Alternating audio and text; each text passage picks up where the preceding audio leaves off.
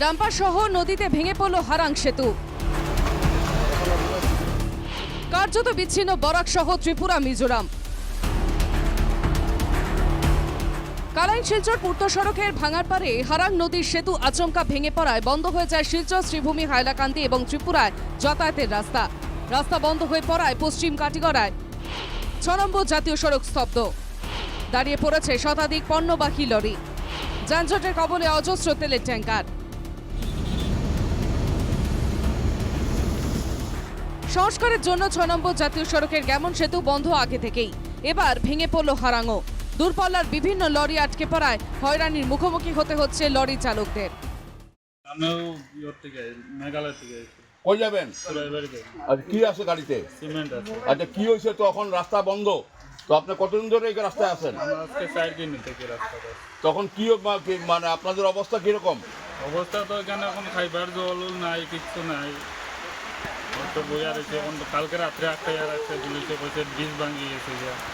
এখন আমরা বইয়া রয়েছি। রাস্তা বন্ধ হয়ে যাওয়ায় শুধু লরি চালকরাই নন, প্রভাবিত হবেন বরাক উপত্যকার সাধারণ মানুষও।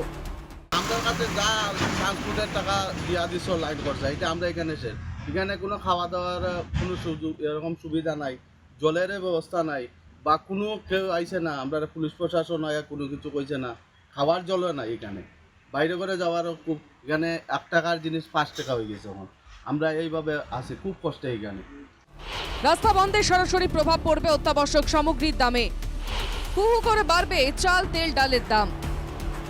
যদিও কাছাড়ের জেলাশাসক মৃদুল কুমার যাদব জানিয়েছেন, সেতুর জন্য সার্বিকভাবে নিত্য প্রয়োজনীয় সামগ্রীর মূল্য বৃদ্ধি হবে না। তবে রাস্তায় আটকে পড়া লরি, ট্যাঙ্কার চালকদের সমস্যা হতে পারে, এমন আশঙ্কাকে পুরোপুরি উড়িয়ে দেননি তিনিও। गैमन ब्रिज के रिलेटेड हम लोगों का एक कमेटी है, हम लोग हमेशा बैठते हैं, उसमें हमारे रेलवे हैं, मर्चेंट एसोसिएशन है, सब ने मेरे को इत्तला किया है कि हमारे पास 30 दिन का 45 दिन का अलग तरह का स्टॉक है। तो because of wholesale, because of non availability के कारण प्राइस राइज नहीं होगा, लेकिन यहाँ लोकली कुछ इश्यूज हो सकते हैं, इसको हम लोग मॉनिटर करेंगे। পর্যাপ্ত মজুদ থাকায় নিত্য প্রয়োজনীয় সামগ্রীর মূল্য বৃদ্ধি হয়তো এখনই হচ্ছে না, তবে ভেঙে পড়া হারাংকে সারিয়ে তুলতে কতটা সময় লাগবে এটা কিন্তু স্পষ্ট করে জানাতে পারছে না প্রশাসন। Bureau report, NKTV Bangla.